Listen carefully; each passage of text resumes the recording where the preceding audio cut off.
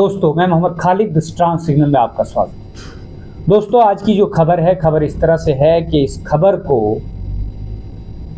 जम्मू कश्मीर के honourable high court ने justice Mohammad Yusuf वानी साहब ने एक लैंडमार्क जजमेंट पास की। वो लैंडमार्क जजमेंट जो पास हुई है वो national insurance private limited company versus Naresh Kumar है। और ये जो जजमेंट पास हुई है, ये जजमेंट ड्राइवर हजरात के लिए बहुत ज़रूरी है। जितने भी ड्राइवर्स जम्मू कश्मीर के अंदर हैवी लाइसेंस रखते हैं उनके लिए बहुत ज़्यादा इम्पॉर्टेंट है। जब भी किसी ड्राइवर का कहीं कोई एक्सीडेंट हो जाता है तो उस एक्सीडेंट के बाद जब कोर्ट में सुनवाई होती है तो बहुत सारे ऐसे एक्सक्यूज़ दिए जाते हैं कि जम्मू कश्मीर के अंदर ड्राइवरों पे आए दिन आप चालान देखते होंगे। जब ई रिक्शा वाले ई रिक्शा चलाते हैं जिसके पास हैवी मोटर व्हीकल एक्ट के तहत लाइसेंस होल्डर वो ट्रक चलाता है, उसके पास वो लाइसेंस होता है, उसको ई रिक्शा चलाने की इजाज़त नहीं दी जाती। आपने भी वो वीडियो बखूबी रोड पर देखी होगी जिसमें हमारे नेशनल हाईवे विंग के ARTO साहब ने उनसे क्लियरली कहा ऑन मीडिया ऑन कैमरा कि आपको इसमें मोटर व्हीकल एक्ट क्लासिफिकेशन के तहत आपको इसमें लाइसेंस की जगह ई रिक्शा का इंडोर्समेंट करवाना पड़ेगा। अब ये जो जजमेंट है, ये जजमेंट बहुत अहम जजमेंट है हर एक ड्राइवर भाई के लिए।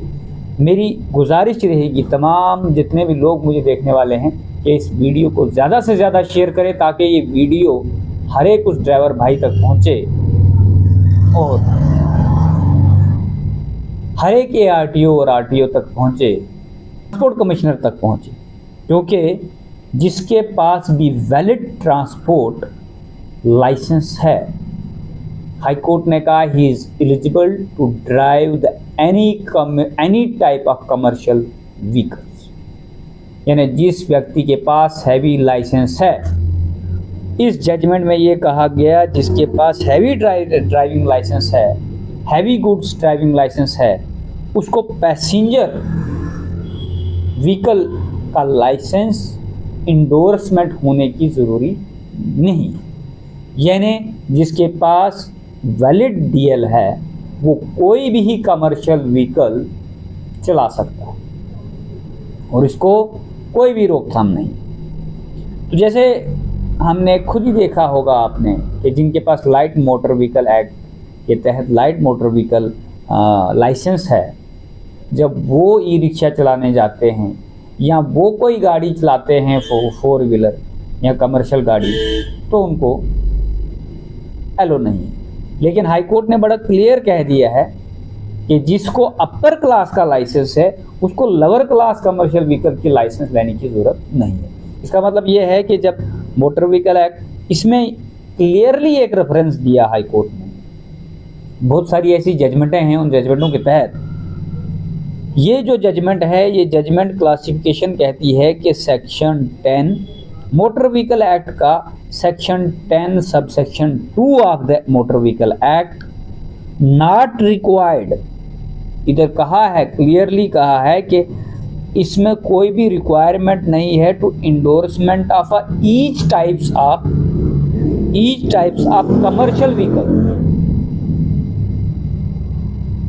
ये 1994 में रिमूव किया है लेजिस्लेचर ने कि सब क्लासिफिकेशन की इंडोर्समेंट नहीं होनी चाहिए। अगर एक क्लास का व्हीकल है उसमें सब क्लासिफिकेशन जो है वो इंडोर्समेंट की कोई भी ज़रूरत नहीं। लेकिन उसके बावजूद जो आजकल ई रिक्शाज आए हैं, ई रिक्शाज के अलग से लाइसेंस बनते हैं।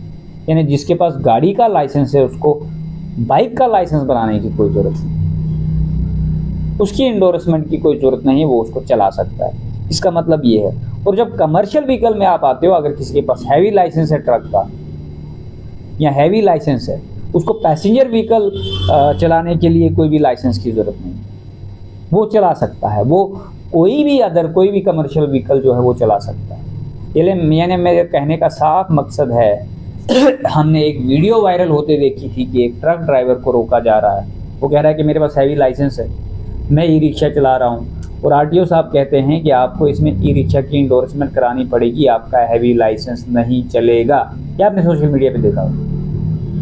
लिहाजा ये जो खबर है बहुत महत्वपूर्ण खबर है कि ये ऑनरेबल हाई कोर्ट का लैंडमार्क जजमेंट है, और जजमेंट पास हुआ है जब एक व्यक्ति इंश्योरेंस क्लेम कर रहा था और इंश्योरेंस कंपनी क्लेम करने वाली ने ये आर्ग्यू किया कि इसके पास हैवी लाइसेंस था, जबकि ये जो व्हीकल चला रहा था वो पैसेंजर व्हीकल था, और पैसेंजर कैरिंग व्हीकल जो था, लिहाजा इसको इंश्योरेंस क्लेम नहीं मिलेगा।